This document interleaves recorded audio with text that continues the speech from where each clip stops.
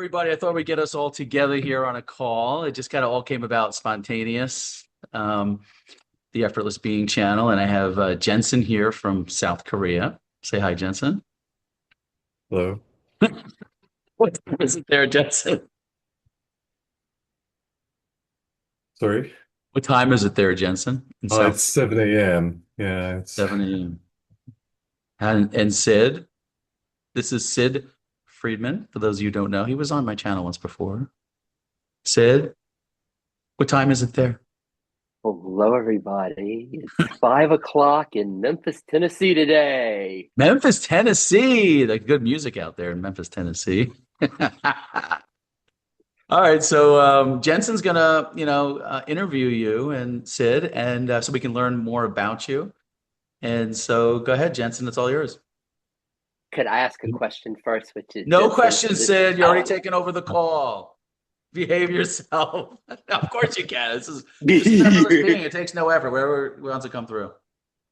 Because I'm just meeting Jensen for the first time, and when That's he why was we're asked, doing this. I That's why know we're he doing was to ask some questions. I'm curious first, like what he's interested in, Rob. Like what He's is interested because you've in gotten to he's talk. interested in you, Sid.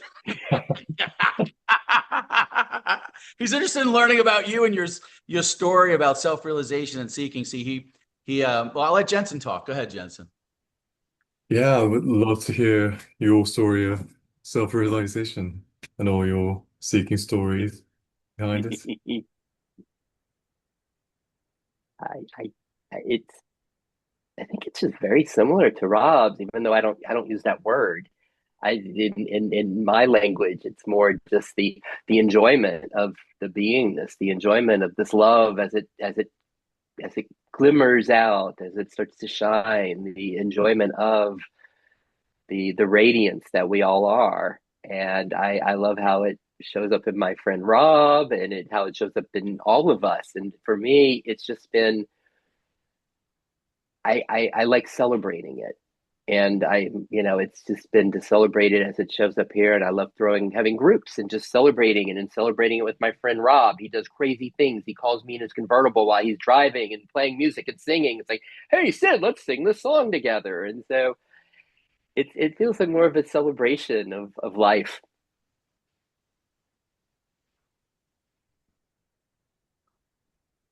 Yeah, I could relate to that because I would also say to all the non-duality, not all the friends who's not interested in non-duality, I wouldn't say I'm self-realized. I would probably say I can enjoy peace and and the excitement without any cause.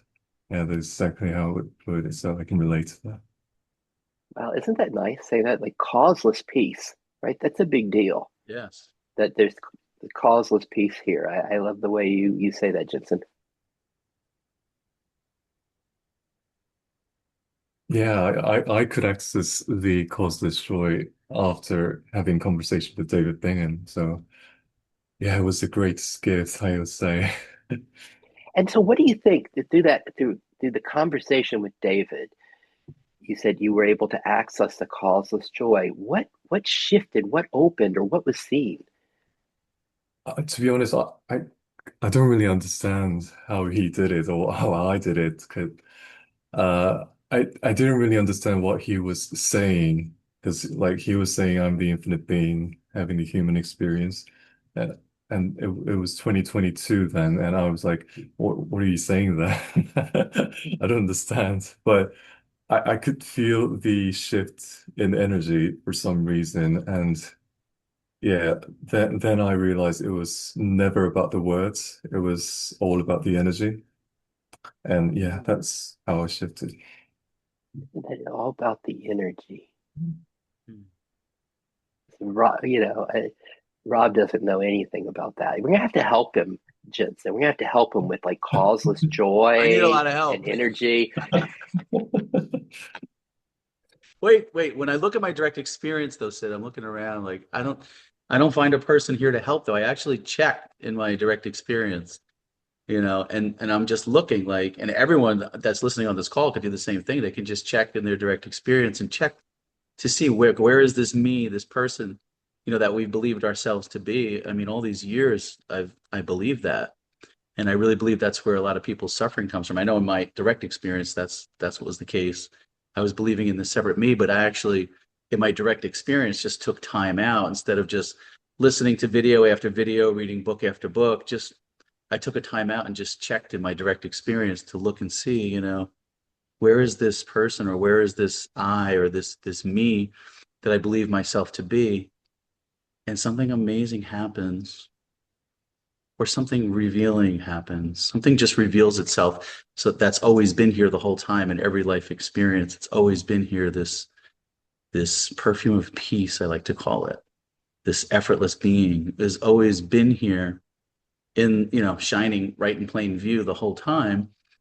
And I was conditioned to believe that that was a separate person named Rob. But when I actually looked in my direct experience to try to find it, I couldn't find it. I'm curious, Jensen, as we talk about energy, we hear Rob talk about effortless being and this perfume of peace and this sense of a separate identity that can't be found. What's that like to hear him speak that way or to feel him speak that way? Well, Rob pointed out that you can't find that separate character in my first call with Rob. And yeah, it was very liberating. It was because I remember I was complaining about the work conditions for Rob. Yes, And, I remember. and yeah, and then I realized I always had a choice of choosing to identify with the character or choosing to be for what I really am, which is the silent witness, peaceful silent witness. When you say that, does it, because earlier you said it's really about energy. And when you say this discernment of what you identify as, do I identify as this peaceful, silent witness or this one that's kind of having challenges in life? Does it feel energetic, that discernment in your system? Yes, yeah, it's very heavy if I identify with my suffering related to work, but I could shift right away to the very light, very peaceful, very joyful feel that I already was. So yeah, there is definitely discernment, the energy, yeah.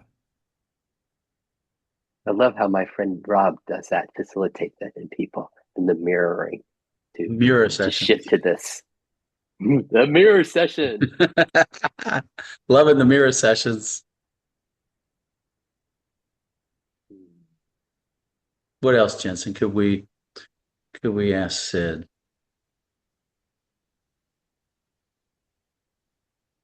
Hey, Jensen, how about the two of us? Get some good stuff going on here. I just don't. We don't want him. We don't want to miss out on any of the Rob. This is just. We just don't want to miss out on Rob. Put all the attention on Sid. I like seeing him squirm in his seat. Somehow I think Sid loves this though, in his own Mm. way. He loves it. He loves the attention.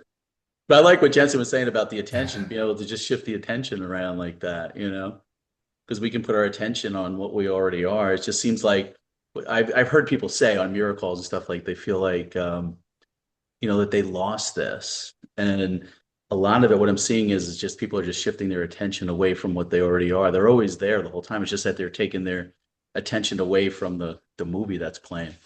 They put it on the movie because it's so, distracting in some ways. And they kind of lose, they get involved with the character in the movie and they get lost in that and they think that they lost it, but it's always been there the whole time. It just seems like it, in my direct experience, it just seems like it's a movement of the attention going off of what you are. That's been my experience. How about you guys?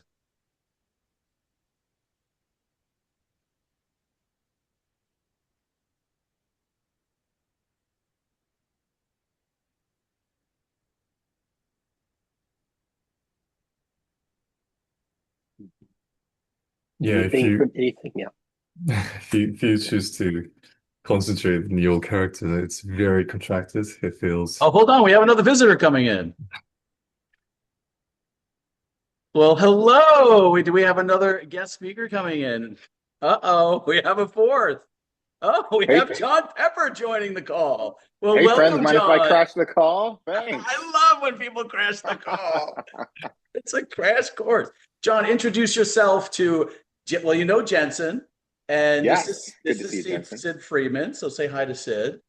Nice to meet you, Sid. I'm John Pepper, or sometimes Pepper, Who's sometimes John John. Pepper? Tell us, Pepper, Like salt and Pepper, pepper, like the tell us. group, salt and pepper.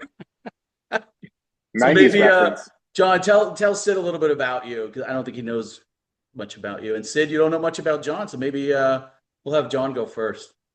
I guess I would define myself as a nature of reality investigator. I'm exceptionally curious about what reality is, what self is, what consciousness is. And for years, I've been studying all sorts of perspectives from the Far East to quantum physics to Abraham Hicks, Joe Dispenza, Bashar, Neville Goddard, pretty much heard of them all. And I recently co-authored a book with Rob, which was really, I say, a selfish exercise. I learned so much about myself, but it was a fun experience, really learning more about myself. And I'd love to hear about you. Gosh, nature of reality investigator. Oh, Whoa. that's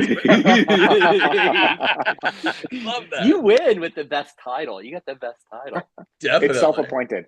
Well, I just love the same thing, right? I got a glimpse of this a lot of years ago. I got a glimpse, something like it shined through. Shine through. I got a glimpse for like a week. It's like, whoa, what is that? And then I had spent a lifetime loving that and exploring it. And I think Rob and I have become friends because we love this. And it's my thing. Outstanding. So you got a little peek initially, and that's what sparked your curiosity, which I hear you can't really come back from. I've had some kind of degrees of peaks, but the peaks some people describe are real peaks. It, yeah, it's interesting. It's like almost like where we are now and then peaks, but it's like, yeah, I was a 20 something and I didn't know anything. And then I was studying mediation with this woman, Byron Katie, and it was just like, whoop, Mm, like something opened for like a week and it didn't. And so it's, and so I was like, whoa, that's what I want. I totally feel you. Once once you key into this consciousness game, I mean, I guess we know we are the infinite being, but at the avatar level, it seems like the people who key into it, there's just nothing they want more. Or speaking for me, there's nothing I want more than more understanding, more consciousness, more recognition. Isn't it cool when it's that clear, right? And then our lives get to, of course, they're about this. And if we're facilitating someone or whatever, we're reading a book, it's all in furtherance of this bliss, this love, this art that we've committed ourselves to. 100%. And it seems like it's inevitable that all paths eventually lead home. But kind of the fun is all the waylays and vortexes we spiral in and all the things that come up along the way.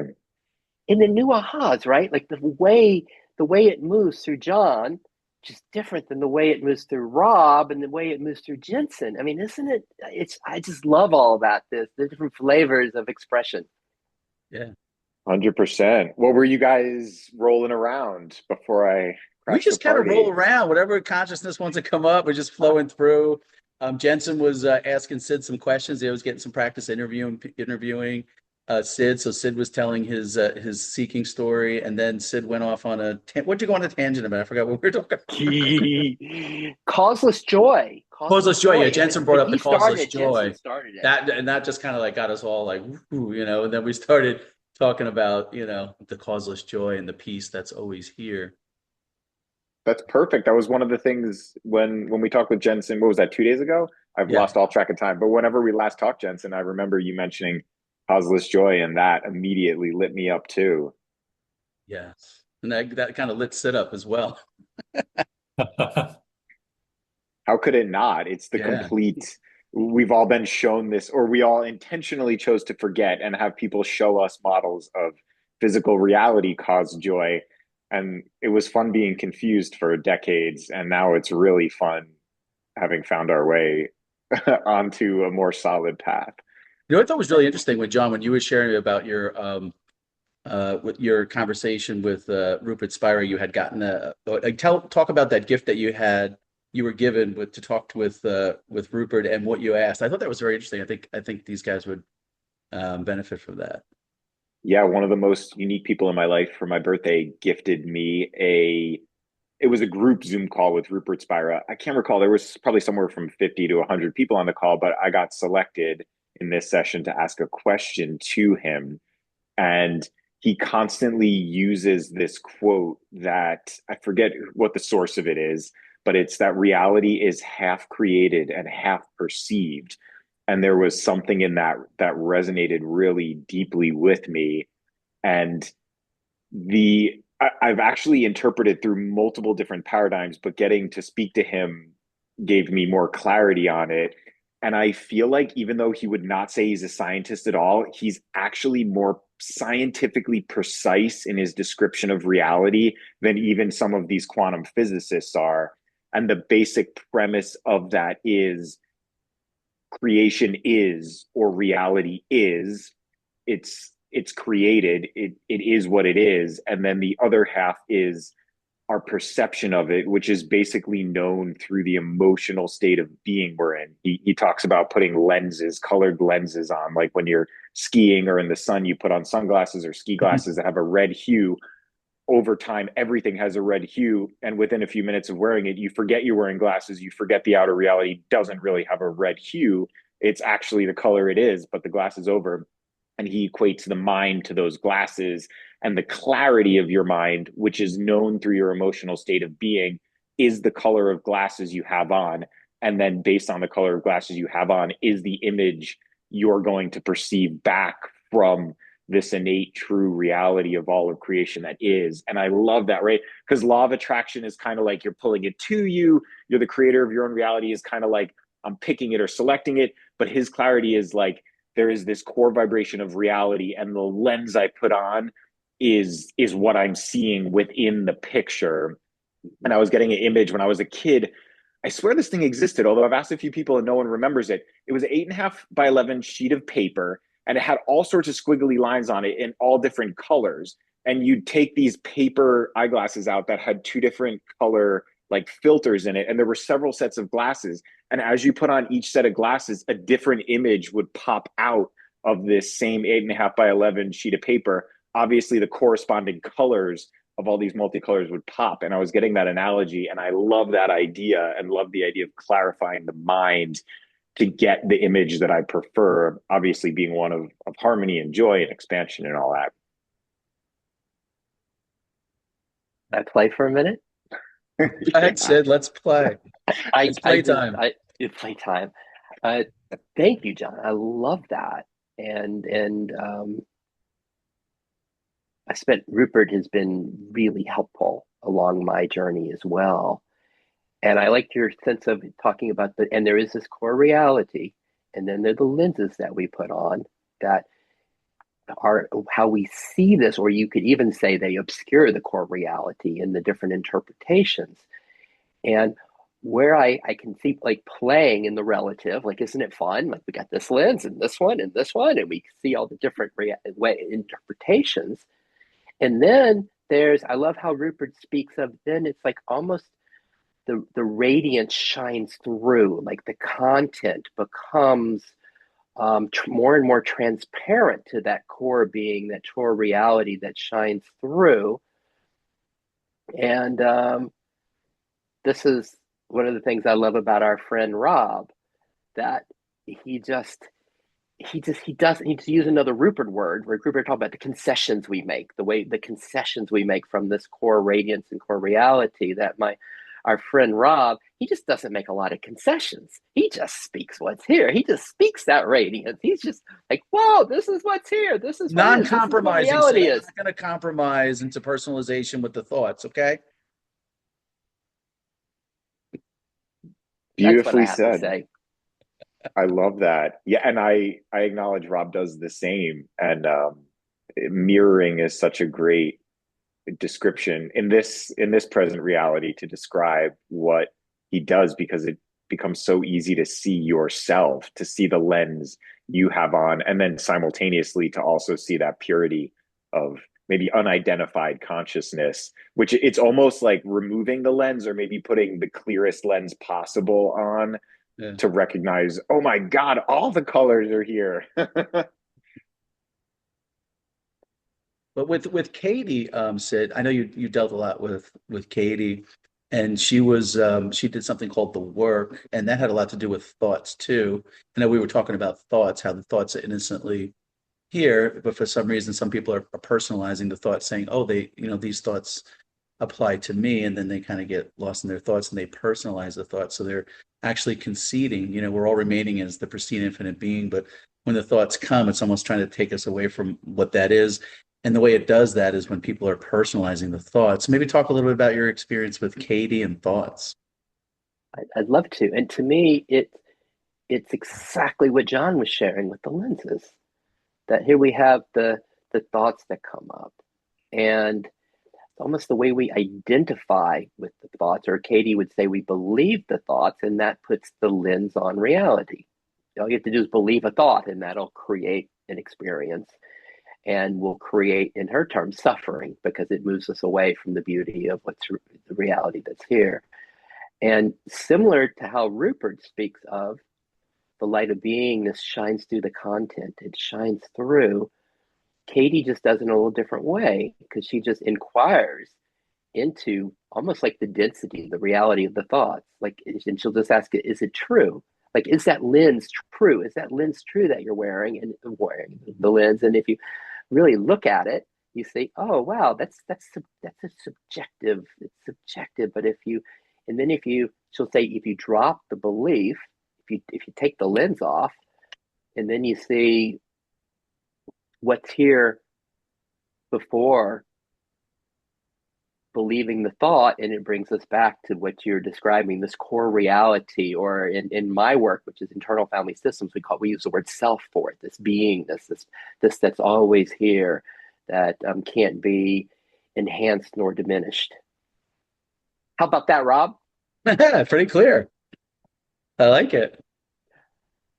Beautiful clarity. Yeah, Yeah. there's always Abraham was using this quote, step into the shade for a while. You can always find shade stepping back into the seat of awareness.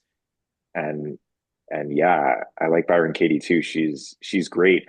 There was this documentary I was watching, and it's titled Samadhi, It's Not What You Think.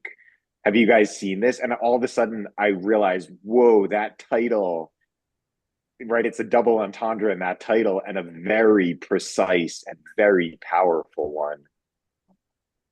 You've seen that. I see Sid lighting up over there. So I love what John just said with the double entendre. It's not samadhi. It's not what you think. It's And not what literally, you right? think. The state of samadhi is when you've ceased thought and recognize you are consciousness. You're not any sort of experience, because we know, thanks to Rupert, realization is not an experience.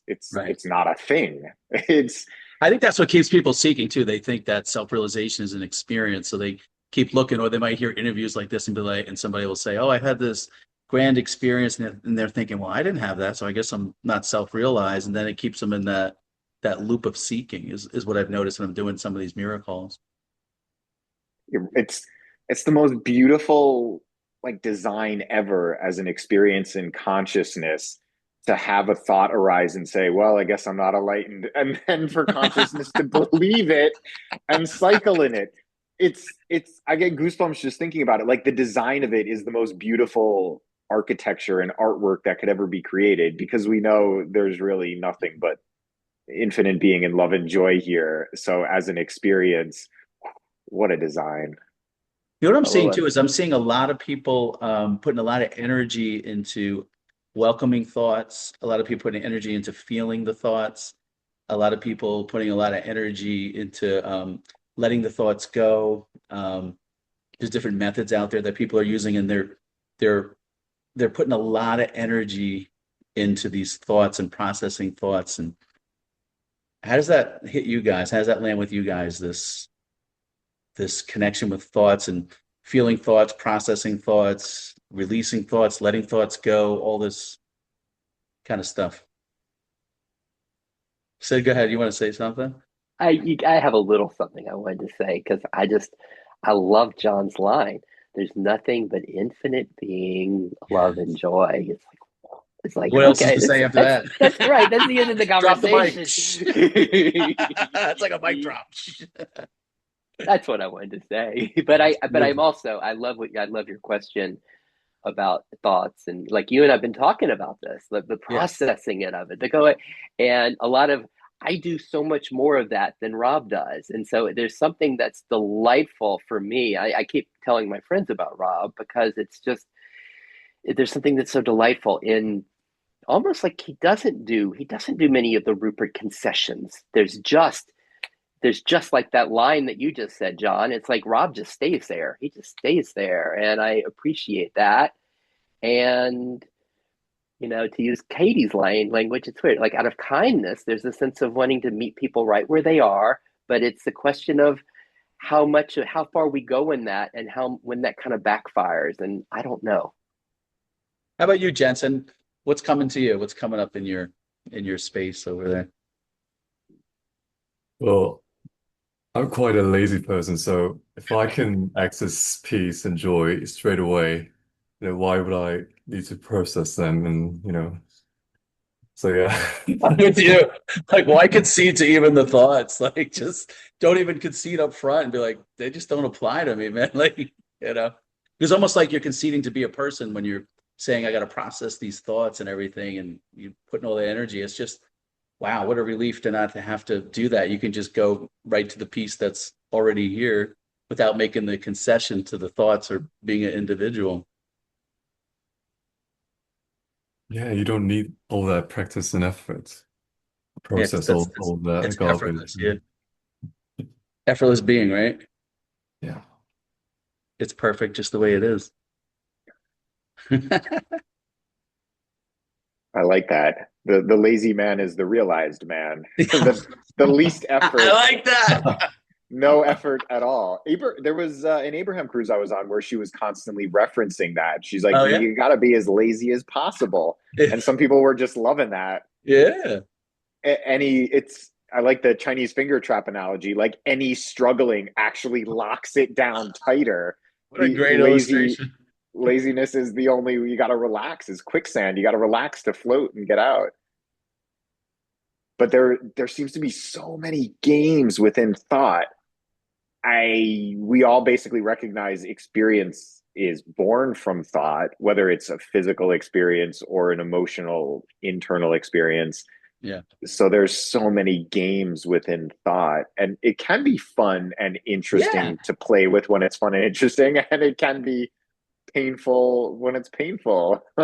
Well, I think what it is, if you only know that, if you just think you're this separate person and these thoughts are coming and you're believing these thoughts and these thoughts are limited thoughts or thoughts that are, that can actually, torture a person. Like they're in this suffering from these because they're really believing that they are these thoughts and they're so real. And that's the only perspective they have. They don't realize that they're, the infinite being, the open space of beingness, the impersonal beingness. When you're looking from impersonal beingness and you're watching the movie, it's like I'm watching a movie, but I'm never really touched by it. But just think like for somebody who doesn't realize that, who hasn't seen that, it's really scary. I mean, I remember what it was like before I, realized that. Like it was, there was suffering going on.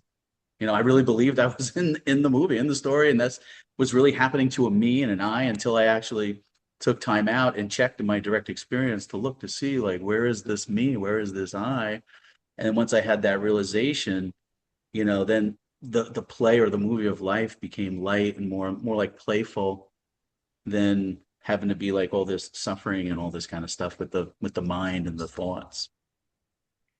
Do you guys notice this occurring? Because I notice it occurring within myself. The more I meditate, which I define as intentionally defocusing and releasing thoughts to the best of my ability for long periods of time, and then purifying my thoughts as they arise throughout the day, like intentionally hanging on to the ones that feel good and intentionally allowing the ones that don't to pass by. knowing what I'm doing consciously throughout the day. The more I do this, the more I recognize the thoughts that are arising are actually really good feeling. And when I'm in challenging situations now, I recognize, I guess, what people call the ego structure, the source of those thoughts arising are actually my buddy. And they're like, don't sweat it. It's fine, right? We know this, we know that, we know it's not a big deal. And it's become really cool. And I feel like I've become my own best friend, whereas previously I had that experience of being my own worst enemy when I didn't realize what was happening here. And I'm curious if you guys are experiencing the same thing. Follow-up question. So what would you say your relationship is with your thoughts now? I recognize them almost, the best analogy I'd say is the thought is an object. I see the thought as an object and I decide, do I want to play with this object? Like I'll look at Legos like now as an adult and I'll be like, yes. And I'll go pick them up and start playing with them when I see them. And then I'll look at a slimy mop and bucket in the corner of some janitor's closet and be like, nope. So I perceive them as less tangible objects, but still basically objects that I can either go touch a bit and play with or just walk by. How about you, Sid? Your turn. I You went. and All right, Jenson. I'll go to Jensen. Well, I think I have a choice now because if I have some negative thoughts coming up, I could just straight up ignore them, or I would try to change that thought to a uh, more thoughts with gratitude and abundance. Because now I realize the thoughts that I'm giving energy to will affect my reality real time. So yeah, I'll just straight up ignore them or just try to change them to positive ones. You had a great example yesterday. You shared yesterday, the other day too, which I know the answer is yes, because you were in a challenging moment and were Mhm. the thoughts that were arising were, this is okay. This could even be benefiting me, Yeah, I right? remember that. Yeah, that was great. Yeah. Yeah, just I was yeah go through tough times, but the new opportunities just came up effortlessly, and it was just so amazing to being able to experience. If you focus on abundance, gratitude, even in hard times, yeah, things will shift very quickly. So yeah, Mhm. it was amazing. Do you have some sort of defocusing or meditation practice, however you define that? Oh yeah, I learned it through your new book, the Game of Infinite Game of Infinite Joy, Wealth, and it's just finding the things to be grateful for, like just this piece of spot of water. It's just yeah, this is abundance. Cheers. I got some All Coke Zero going over here. It's pretty good. all the things that I'm using, all the things that I'm eating, it's all so abundance. And I realized I'm receiving so much things in my life that I could be grateful for realistically, yeah. So I did it. Very cool. I like that. You perhaps recognize meditation as your daily state of being and living, which, and I love that so many Eastern masters or gurus, whatever title you give them, offer that idea. If you're making a separation between meditation and daily life, you're just not going to get there because daily life is meditation. Every second is meditation. And the definition of meditation being to be aware of your thoughts, be aware of what you're aware of. If you slack off for 23 hours a day and focus for 1 hour a day, the average is probably not that much in your favor, though better than the 24 and 0 perspective.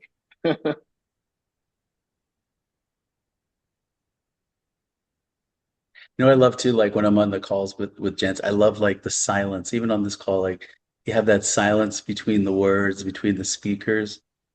And it just reminds me of that peace that's always here, no matter what experience that's going on. But it's always just sitting here silently, peacefully, effortlessly, right here in the background. just noticing. Yeah, I'm not really a big talker, so that's how I usually function in real life as well. So Less is more, as I'm recognizing. And we know words aren't vibration. They can represent a vibration, though often they don't. Vibration represents vibration. I see you right there, Jensen. And you as well, Sid. And of course, Rob. Come on. Then there's some Get that would that. just say like all words are made up. You take away all the words, what's here? Like it's just language, it's all words that are made up. So if you take that away and there's no past, no future, what's here? What's here?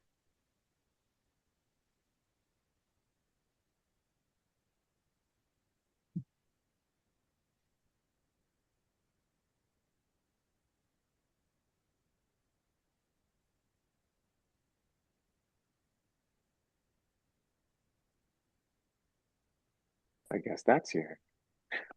Nothing and everything.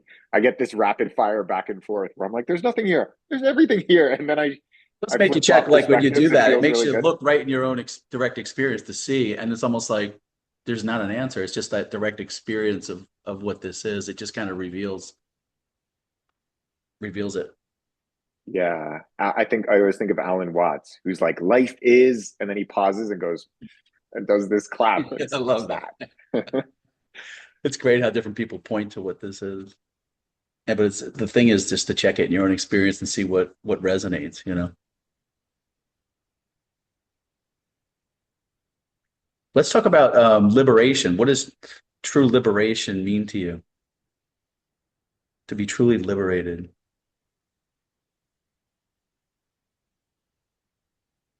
How does that land in your system? You got something said? Yeah, I'm pointing. Oh. I'm pointing to John.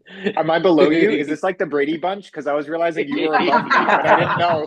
I didn't know if we were in the same quadrants. That was Oh, such a wait, we great have another show. surprise guest coming in. Yes. Hello. Who do we have joining the call now? Everything's just spontaneously happening today.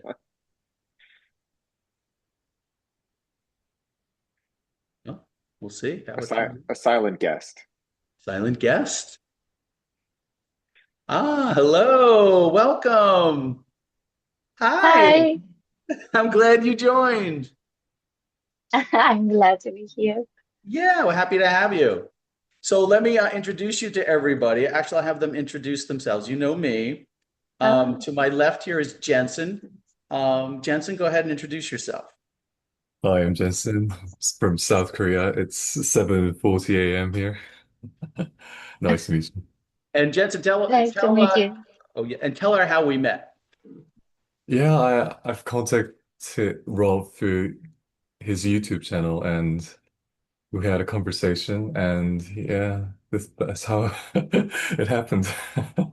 And there's somebody in common that we know that kind of. Oh, yeah, David Bingham. I had a call with David Bingham in 3 years ago, and he pointed to the beingness that we already are.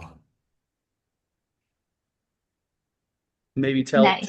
yeah, tell him your experience with David Bingham. I think that's how you and I actually came together as well.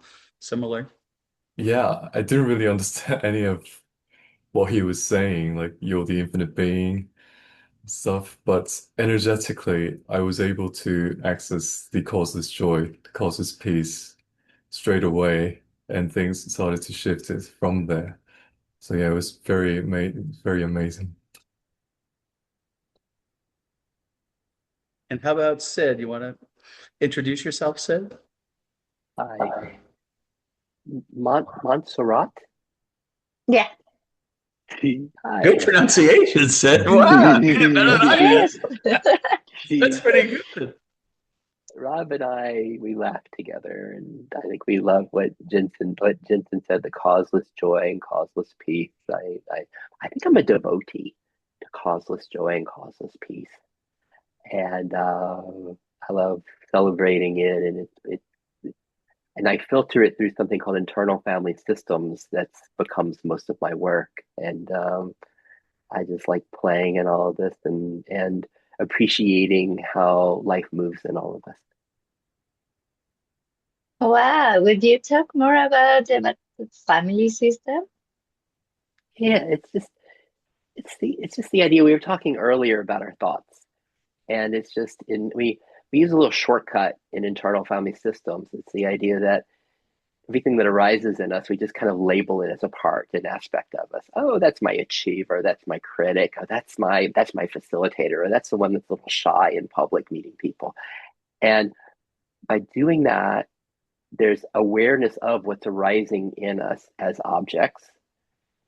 And then if we're aware of that, we're not aware as it, and we get to be, then it becomes easier to shift back to this ever-present beingness as our identification. And then lastly, it makes it easier to kind of enjoy whatever arises in us because, oh, that's a part. That's my this part. That's my this part speaking. And so there becomes more of an enjoyment of the theater of Sid, the theater of Montserrat. Like, oh, wow, look at these expressions that are showing up in her. How about that? Oh, yes, that's the work. Yeah, first to be aware that it's just something arising, that it isn't me. And because it isn't me, then I can play with it and then I can transform it and move it and allow it to dissolve. If it doesn't help me anymore, if it doesn't make me grow, then it's time to say goodbye. So yeah, I love Bye. it. This is John over here to our left. I am. That's the ultimate baller introduction of all spirituality? I am. Yeah. I'm a fellow appreciator of awareness, consciousness, reality, and what all this is, how all this works. And Montserrat, I remember you and your interview with Rob. For some reason, I recall very clearly the emotion of it. I don't really recall the topics, but the two of you talking had me feeling really good. And I was on a plane and we were taxiing for takeoff. And I remember that moment and I remember the feeling of you two talking. Of course, I downloaded. I wouldn't have my cell phone on while on a plane. But yeah, so thank you for that interview. I recognize giving someone a perspective that results in the emotion or the recognition is the greatest gift beyond the words or the objects or anything like that. Oh, that's so sweet.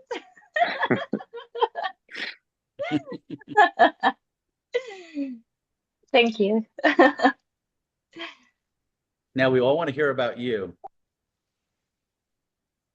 I'm Montserrat.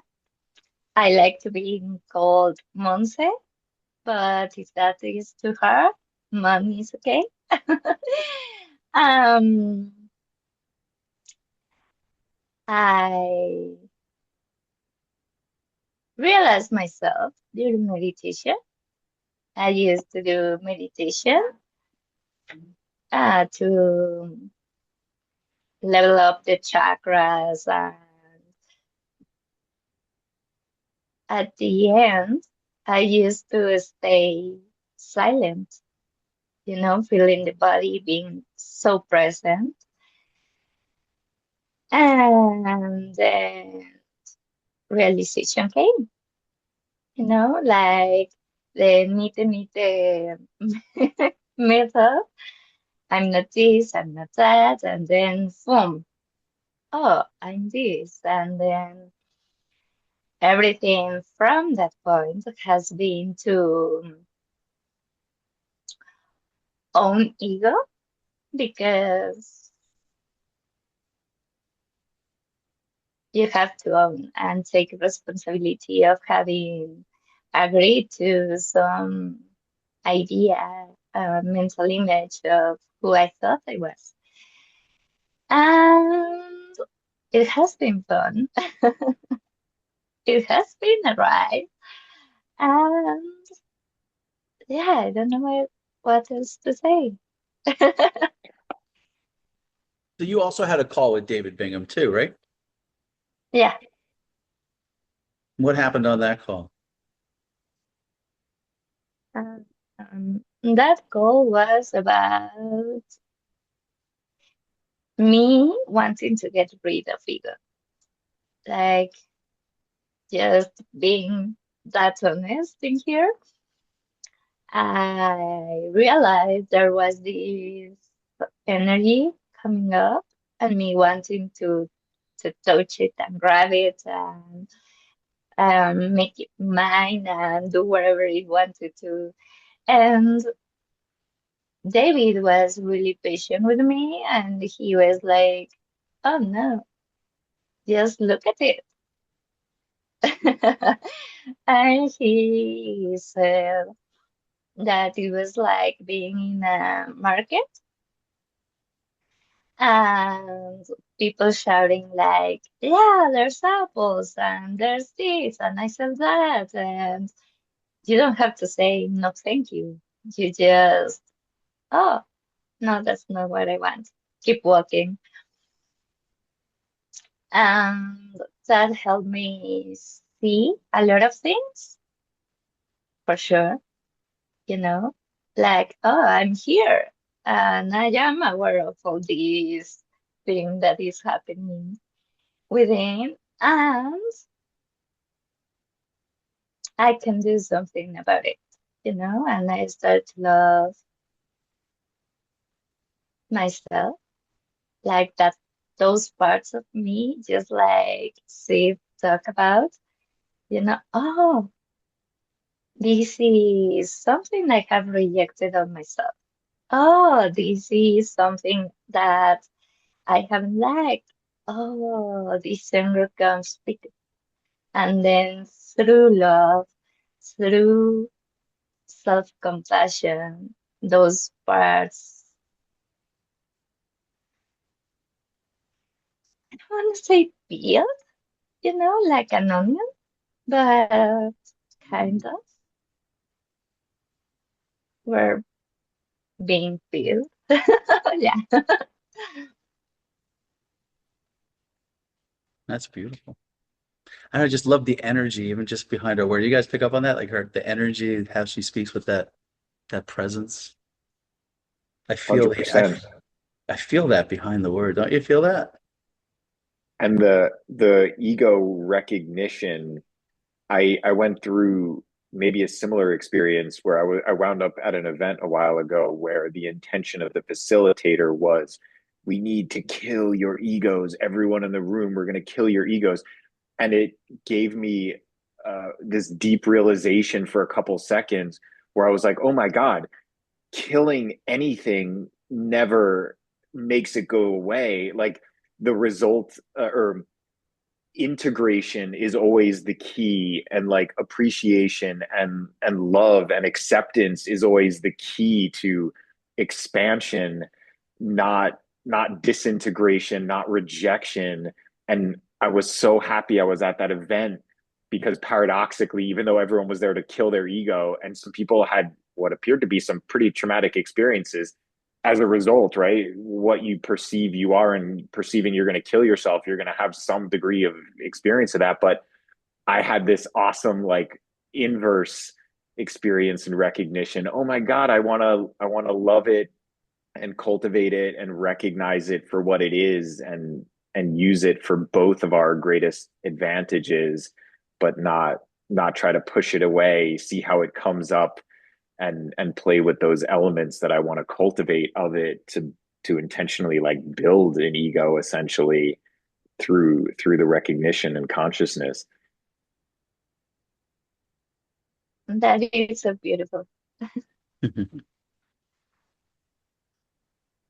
How about you, Jensen? What do you think about this ego they're talking about?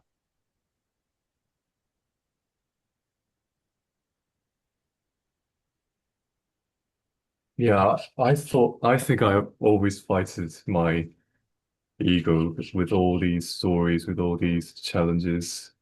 Like, I didn't really like my personality because I wasn't really socially good. So, but then I realized I don't need to be mad at my ego. It's just, let's say, just a character. It's just a game character. And I could just play along with it. I could choose not to play along with it. Because in the end, there's just infinite awareness. So yeah, I made my peace with my ego. Beautiful. What about you, Sid? Ego, does anything come to you in your space over there? It's really like a ditto to Jensen, Monse, and John on that.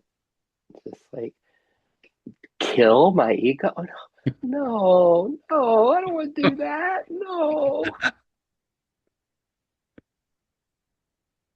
That's beautiful.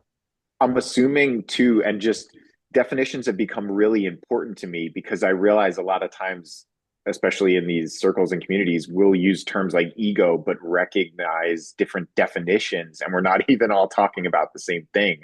So my clearest definition of ego is what you might call personality or your thoughts, emotions, and actions, or maybe as Rupert Spira says, it's the belief that I'm a physical body navigating an external world and the personality and way in which I do that. Obviously, we're understanding we're consciousness itself, but to have some degree of physical experience, even though it's not really a physical experience, perceived physical experience, we need some structure of separation to have what appears to be an illusion of a diversity of objects and people and environments and things like that. So that's like my definition of ego. And then I realized, wait, I can cultivate that personality and that perception and interact with the world from that. And then I already see it now. It gets reflected back. Like the world is literally a mirror, and that ego of thoughts and emotions and actions I choose and cultivate actually does get reflected back in other people and circumstances. I mean, literally everything, traffic patterns. Since there is no separation, there are actually no objects. There just appears to be. It's so cool to recognize I can make this movie screen play any movie I want to by cultivating that ego idea. And if I attempted to kill my ego, I would know I'm consciousness, but there would be no beautiful experience at all. How about you, Wow, Sid? that is so beautiful. That was good. The way you presented that was awesome. That was kind of like Yeah, what I was relating because to too with ego when you were saying that. I think Sid and I talked about this before too, with that. What were you thinking? Yeah, Hmm? Me? I cut you off. Go ahead. Monse. Yeah, Monty. me, Yeah, I cut you off. oh, I um, got excited. I get excited sometimes. I can't contain it. John's definition of ego and what he said is so beautiful and so grounded, because yes, we are infinite being having this experience with itself, always with itself. But once I realize who I am and where my power lies, in truth, in cultivating who I am, in loving it all, the experiences I'm having through the body and everything, then life becomes a playground, like it was supposed to be from the very beginning. This playground, like a play doll, that plaything for children, that it's like something you can build things and it's fun. Then life becomes fun. It becomes what it's supposed to be, a playground for me to experience I love life and playgrounds. I joy love and playgrounds. I love playgrounds. That resonates. It does become lighter, more like play, doesn't it? Like when you realize, what's going on, like when you see reality and you know what you truly are, and you're not, and you don't really have that fear of death or that fear of this or that. Life becomes a little more playful, a little more joyful. It kind of takes the seriousness about it. That's been like my direct experience, what's being seen here. I don't know about you guys. Sid? Me. Oh, Choose color me. me, Choose color me. me. I'm getting a little different theme here and flavor than what I usually play with, Oh, because a lot of my game has been removing these glasses that we talked about earlier with John's metaphor from Rupert's, to let the essence shine through, this radiance shine through. But then I'm hearing some real fun in Monty and John with the sense of then playing with the lenses. Like it's like the playing with the lenses in this play, and that just sounds like a lot of fun. yeah. It's like oftentimes in some of these non-duality circles and stuff, they would say like, there's no one here. It's just this. And they're just pointing to the essence of what this is. But the reality is we're still having that human experience. So why not play with the lenses? Why not have some fun with it? I don't know. The book Yeah, for me that because we go on. uh, at the end, it's part of being infinite being, Infinite being created the whole universe to play, to keep creating and transforming and moving and flowing. And it can only be done playfully, and when you realize who you are, and then you say, okay, I can play. I'm allowed to be like a kid again, like Jesus would say, um, children have the gates open to heaven or something like that. Sorry if I'm mistranslating this It's something like the translation. kingdom of the heavens And I belongs to the don't, children. Be like a child, because the kingdom of heavens belongs to them, or something like that. Yeah, I remember that in the Bible too. But it's true. and Like it's, kids play, right? That's what they do. They're like little kids again. They're yeah, just playtime. and they have this innocence, innocent perception and loving perception of the world, you know. They see things for what they are. Oh, this is a pen. Ah, okay, it's called pen. Oh, this is a book. Okay, it's a book, and they get mad and they can uh, be crying. Oh, mom, this other kid did this to me. And 5 minutes later, he's playing with the kid that he was angry at. Yeah, That pureness, that at least is something that I have found came back, you know. that's beautiful. It's good to be like The a kid book again, not Rob have and to I like. wrote. Yeah, go ahead. No, go ahead, John. You're good. I'm gonna drink The my book soda. we wrote. Yeah, drink that Coke. I love Coke. Oh, Coke anything Zero of though. joy in Coke Zero. playgrounds. Whatever type of Coke you're into. This video is brought to you by Coke Zero. It's about time you got some sponsors. Yeah, right. Give me a sponsor. The Coke guys out there. The book we wrote, Rob, was really that recognition for me. Our book, The Game of Infinite Wealth and Joy, is the intersection of effortless being and law of attraction, which are just the two terms I use for consciousness, all that is effortless being, and then law of attraction, the ego playing within that consciousness. And I love finding that balance and being essentially throughout most of the day the bridge between the two. I'm in the avatar looking out in what I perceive as a physical external world as a body, and I'm knowing half the time or the whole time I'm halfway knowing I'm actually consciousness and this is just a movie, but I'm going to lean into it and see how much I can play with it and see how much it'll play with me at the same time. And in those moments where I'm really locked in and have one foot in both worlds, it feels so good and so fun and so interesting.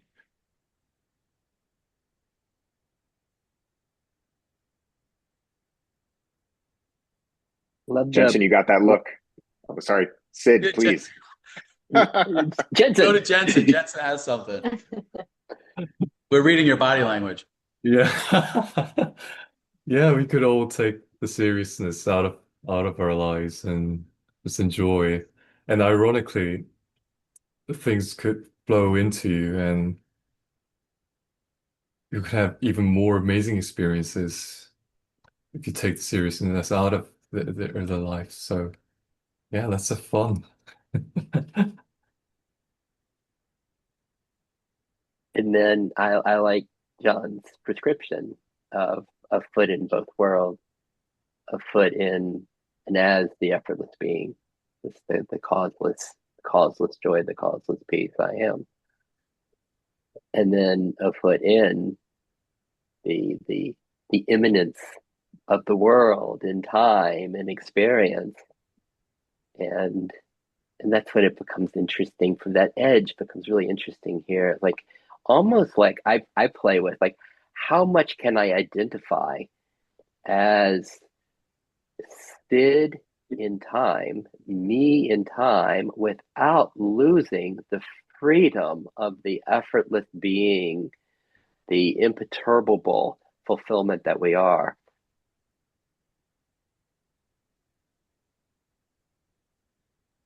Mm. Yeah, beautifully said, to maintain the seed of awareness, especially emotional awareness. I've over the years now experimented in interest and curiosity with all sorts of characters in the game. And I realized at first I was recognizing I am infinite consciousness, and I would bring that in, and other characters in the game would just, it wouldn't result in really playful scenarios. So now I'm recognizing the most fun is in leaning into the character just like an actor, while I'm knowing I'm an actor at the same time, not in falsity at all, but in complete genuineness. Like, this feels good, this is interesting, and lean into the objects, lean into the scenarios, lean into the experiences, while being an actor who's leaning into it, rather than, completely losing my sense of awareness. So when, someone who's screaming apples, and I know what apples are because I've tasted them in the market, and I know they're not for me, I can just be chill and cruise right by without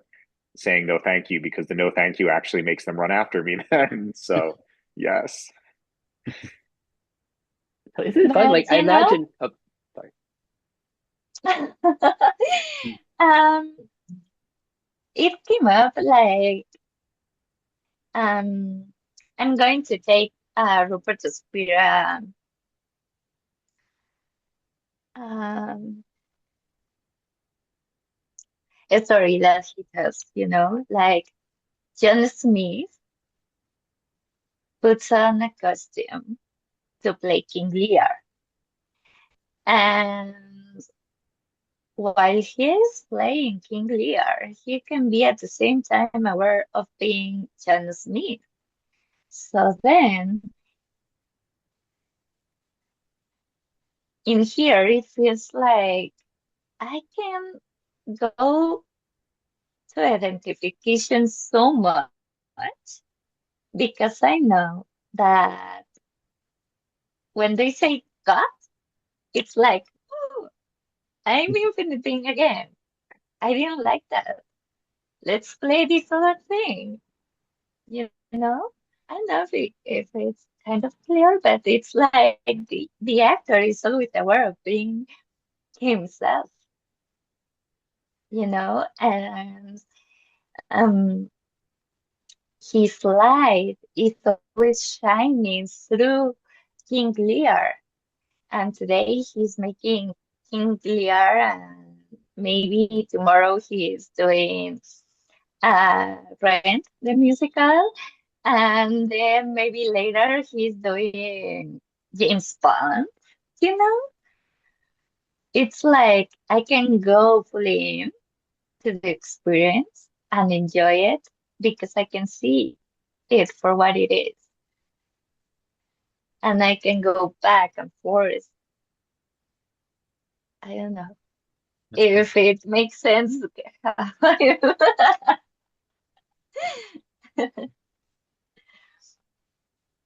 Yeah. Perfect sense. And we were talking before you hopped on the call about Rupert Spira. We're all huge, huge fans. He does such a beautiful job from my perspective of explaining and being the vibration while explaining it like harmoniously. That's what's great about this. Like, and what I love about self-realization is like no real hierarchy, and it's just whoever you resonate with. Like we'll talk to some people, they'll say Rupert Spira, some people might say Muji, some people might say, whatever it might be. But in reality, they're all really just pointing us back into our direct experience, and we all have access to this. It's right here, right now.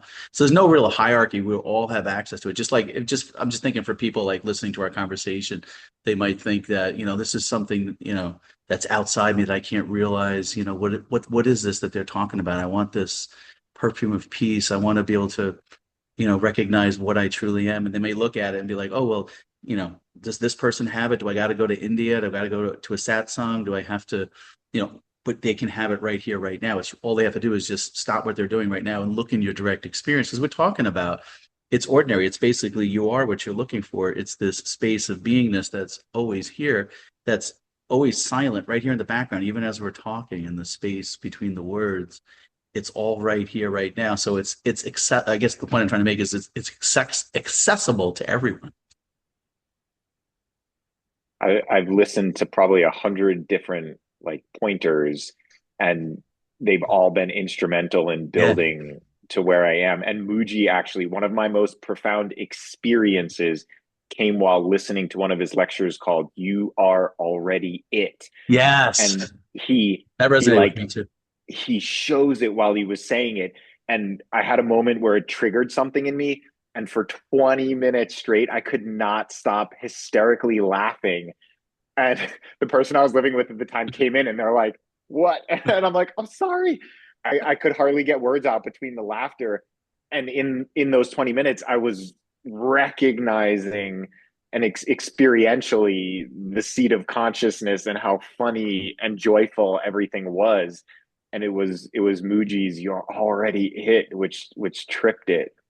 Yeah. And Sid and I were just talking about Muji earlier, or was that earlier today we were talking about it? And yeah, what were we saying about that? And by the way, Sid does a good Muji impression. I don't know if he wants to do it or not, but I just want to Yes, there. That did, yes, yeah, definitely. yeah, Come on, yeah. Sid. Love your Muji. He's Let good with me a lot of see. impressions. He's an impressionist.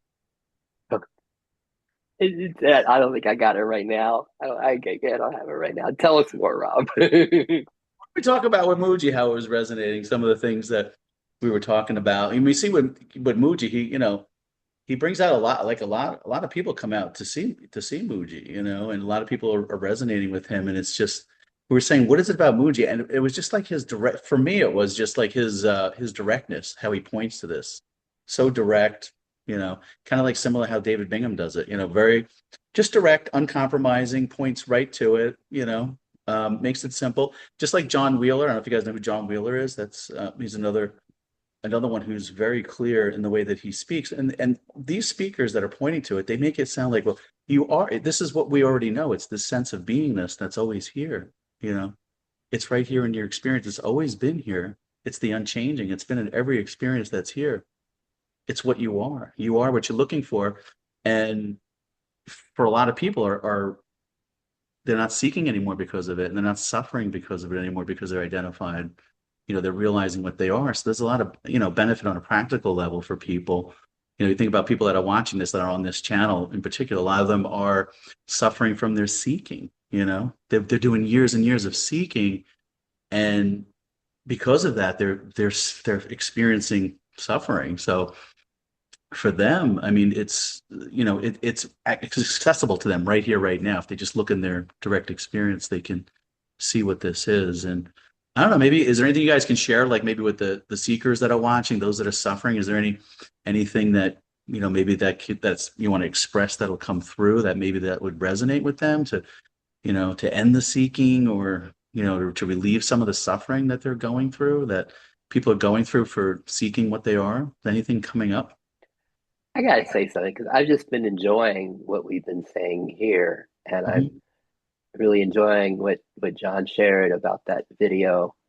What was Mhm. it? You are already it. What was the title? That's it. You are already it, and how like something was heard differently in watching that video that perhaps changed everything. Like you couldn't stop laughing.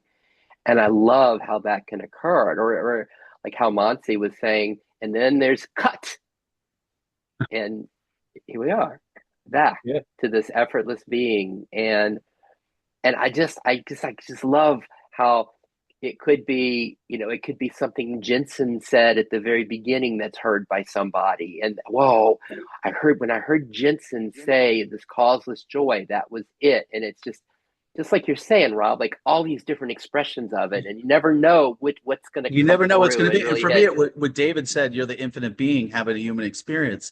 For me, that's what it was for me. But when I get interviewed, like these different places are interviewing me, and I'm telling them that, they're like, "Well, Rob, I've heard those same words. That didn't do anything for me." So like, I'm thinking like, I don't know why. Like, why did we don't know what it is that's going to wake someone up, or I mean, we're all awake, not really awake. You know what I mean? That they're going to resonate with what this is, and that the seeking's going to stop, and they'll resonate and really know and find the joy of what they truly are, so they're not continuing to seek and suffer, through the thoughts and the identification of being a broken person. They're not broken. They're already whole and complete. And everyone I see is love. They're already whole. They're already complete. They are love themselves. And I see everyone that way. And I just feel like sometimes consciousness is just playing this game of separation and wanting to have this experience of being limited. And that's okay too. Everything can play, here, because consciousness isn't really hurt by anything that's happening, in the human experience.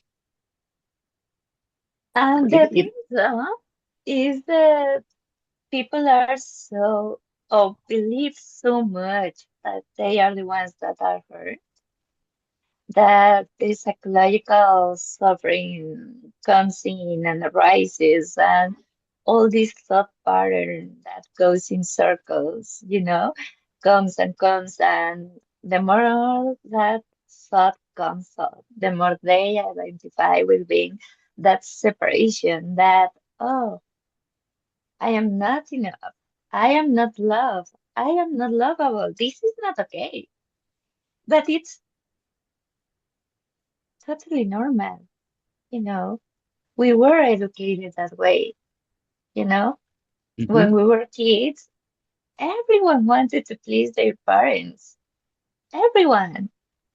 Because there's a system of um I give you my love and I will cheer you and I celebrate you whenever you do good, whatever the rule of good is in that family, or I will punish you. There's a reward and there's a punishment. And we all learn that. Even the legal system is made that way. Oh, these are the rules. And if you break them, then this is your punishment. And suffering is imagining myself and perceiving myself as being not loved, not worthy of love, not safe to be who I am because I was punished before and because I don't want to be punished. Then I adopt ideas from the world, what the world says. It's good and it's lovable and it's amazing and it's um, even kind of preached, you know? This is the best thing for you. Hmm. But to remove suffering, you can do it even if you aren't aware of your true self. Got a little muffled. I don't know if something happened with the microphone or something. Um, do you hear me?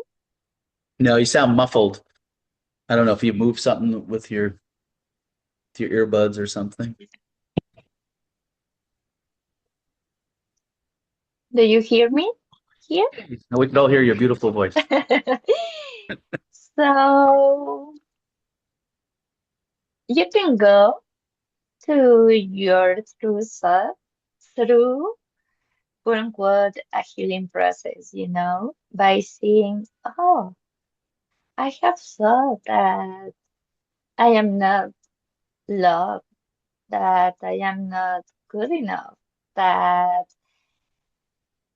I need to effort myself, or that I'm scared of this. It's not safe to be me, or there's a lot of beliefs in system in in ego, in the personality, but you can start by acknowledging that every single one of a trigger, of a thought pattern, a feeling comes up because that's the way the mind, like physically the brain, is telling you, don't step outside of this.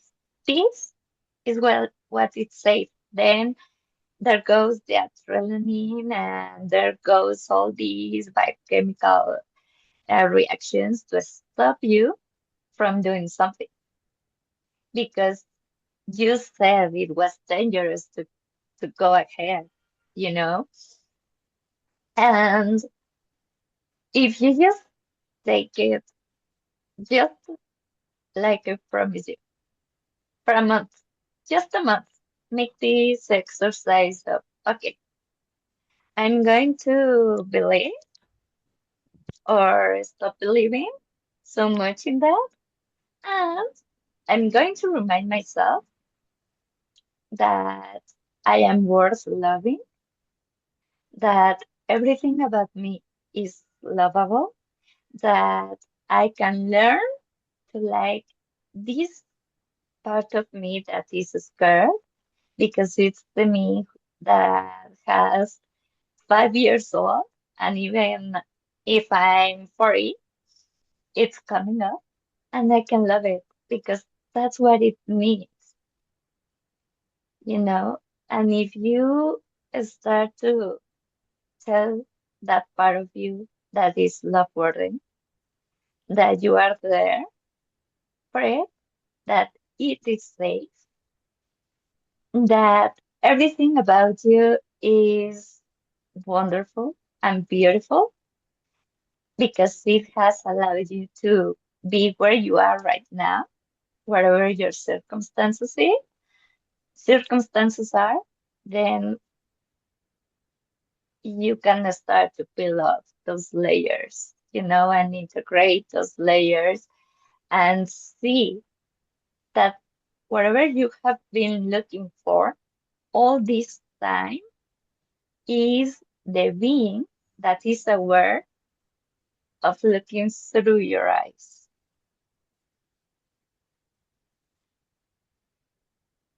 Beautifully said. Love that. Bashar, by Daryl Anka, he has a book titled Masters of Limitation, and it's specifically for humanity or the idea of humanity.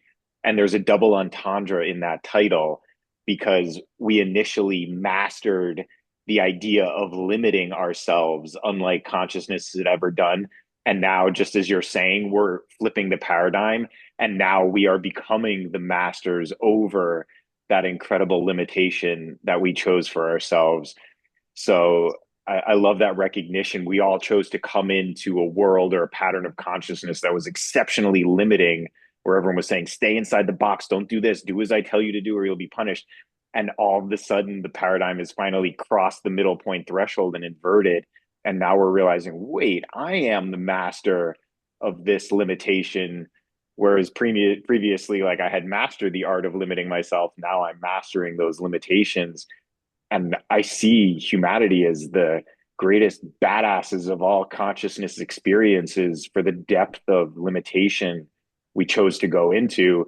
And now for that incredible ride we're coming, right? We pulled the rubber man back and we just let go. And now the speed and intensity with which we're snapping back into the light is incredible. And I could see why I chose this just for the ride of coming back into this realization. The board Yes. recognizes Sid. Yeah. That's it. Um, First, what a fun perspective. Like, okay, I'm ready to go. The adventure of coming back to clarity. And I'm going to dive right in all this muck and the belief systems and separation. It's like, what a hero's journey. What fun.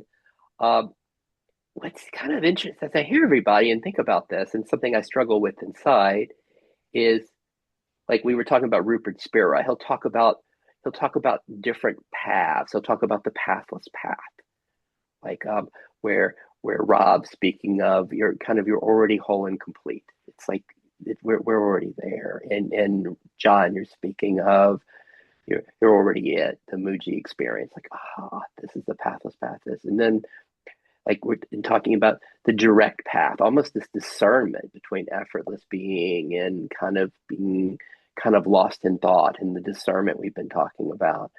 And then when Monsi's talking about all this compassion for our experience, and it almost makes me cry when I heard things you said, Monsi, a sense of I'm not worthy of love, right? I'm not oh wow, it's not safe. It's not safe to be here. It's not safe to love. And it's the sense of the because we've all been wounded along the way when we're in this hero's journey that John's speaking of, and that like it hurts. Like we don't have that clarity when we were 5 year old, right? And it's always interesting to me when we're working with people and we're working with our own system, how much of that beautiful compassion that Monty just shared for this human experience do we go with? And then what a gift it is to have someone like Muji or John or Rob just say, you're already it, you're already whole and complete, and not move from that. And just kind of the invitation, and even where Jenson says it's energetic, feel the energy of that. You're already whole and complete, this absolute knowing, because there was something that in how Muji said that, or something that went through to John. And what is that? So I've become really curious about all of that as we support people and as we play with our own systems. Beautifully said, Sid. It's so Nice. cool. We're totally this two-headed monster. I know. We're like, wait, which self are we talking about? Are we consciousness, or are we the Are we character, right? are we talking You about almost the need to character? qualify. And Uh-huh. it doesn't have to be separate, right? It's all one. There's no separation, which is cool.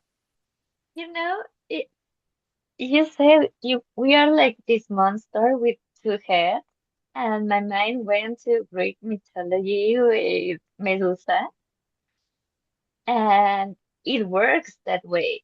Whenever you try to cut a head, like you said, to kill ego, to kill an attitude, maybe a habit, maybe, oh, I dislike this so much about me, and it has to go away, and I have to get rid of this. It's like a Medusa. Like you try to cut a hair, and three more appear. It, like the path isn't about killing or getting rid or avoiding. Um, wanting to something to go away or you running away. It's more about embracing the experience, more of experiences here. And it has to flow. And when the experience, like imagine you come home and you have a dog, you know, and the dog has been in the yard, like all day.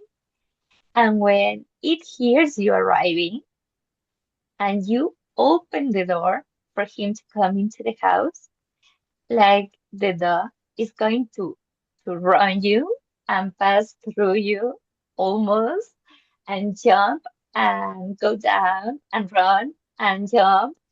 And you, if you just allow it to have this rush of energy, 10 minutes later, the dog is settled, is calmed down, and then you can interact with it. You know what I say? Like experience, allow it to flow, to move, and then you can choose another thing.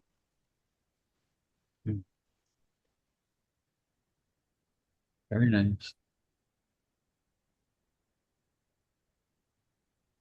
Anything coming up for anyone? I think we could close out here. We'll just maybe just go around. Jensen, anything last thing you want to say? Um, so, so grateful to be invited to this non-duality panel, and it was such an amazing experience. Oh, thank you. And thank you for translating the book, Awakening to Effortless Being, and all your work in that. That's beautiful. And, I was thinking about like maybe 2 Fridays from now doing it again. I'll put out an invitation if anyone wants to come, and maybe a few others that I'm thinking of. So you guys are welcome. Same time, same station, 2 Fridays from now. And Sid, any last minute things from you you want to express, and or maybe talk about your website or anything if anyone resonates with anything that they've heard? Or... I especially loved you all talking about the silence as we were experiencing it a few times. It's just the silence. And that's like, well, there it is, right here in the silence, what we're talking about. Like, what do you mean here in the group today? It's here, right here in the silence. I love that. Beautiful. And I'll just share that I lead lots of free groups, and it's on effortlessifs.com. And this was really fun and such a treat, Rob. I'm like, get to meet your friends. This is great. Like, Rob and I talk all the time. I get to meet his friends and this co-author, John. Yeah, awesome. And I've seen Jenson and Montserrat on the Zooms, but like in person. This is awesome. Thank you. Yeah, absolutely. Thank you for coming, Sid. How about you, John? Any last minute things? This is one of the finest examples of co-creation for me, what actual co-creation is with other people to amplify possibility, good feeling emotions, expansion, joy, recognition of each other. It's truly a gift. Each of you are awesome, and this whole experience together was just perfect. If the best gift I can give to the world is generating elevated emotions and thoughts within myself, then this was a freaking grand slam tonight. I really appreciate you all. Thank you. Yeah, got goosebumps with that, man. I felt that love, man. How about you, Monty?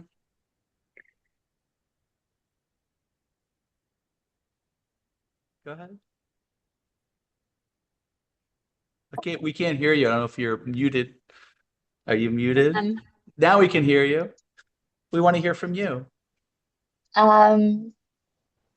It's always fun to be here, and it's nice to meet you.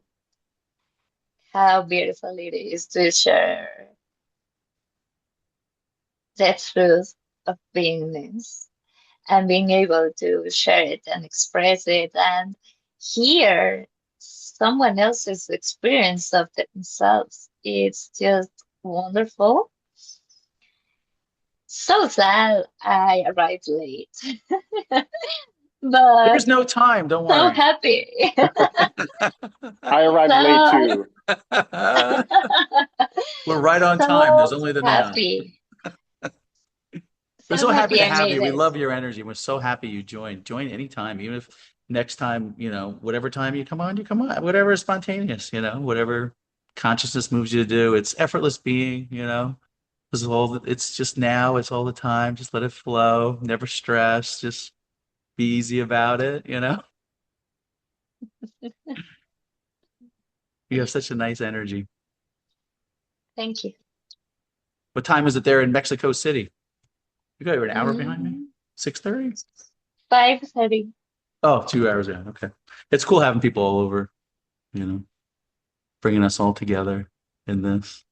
But I'm sure people listening. Any final? For me? I was gonna toss it back to you, Rob. Oh, yeah. For me, it was just beautiful how this all comes together. I just feel like I get surprises all the time, that the universe wants to seek and delight me. This whole consciousness and, bonding with it. Really what's brought me together with you guys is just the infinite being, is what's doing it. Consciousness coming through and bringing this together. That's what gets all the credit. And I just have the joy of witnessing it and meeting all you beautiful people and the way that you've come into my consciousness. And I'm excited to see where all of this goes. And I just wanted to benefit anyone that's watching the channel. If they resonate, reach out. We're here. I do miracles. You can sign up on my channel. watch all the videos I got, like tons of interviews out there with people. Some people are telling me they are waking up to their true nature by watching them, or, there's something resonates with them or it uplifts them, and whatever it is, and I just want to be part of that joy and that collaboration and the co-creation, and the books that are coming through, is great. And the programs that we're doing with them, and the miracles, and just having these panel discussions. And I don't know, I was very uplifted with this call, and I'm very thankful and appreciative to all of you beautiful beings. So thank you so much for coming on. And if it resonates, come on again in 2 Fridays from now, same time. Take care, everyone. Bye. Thanks for joining, guys.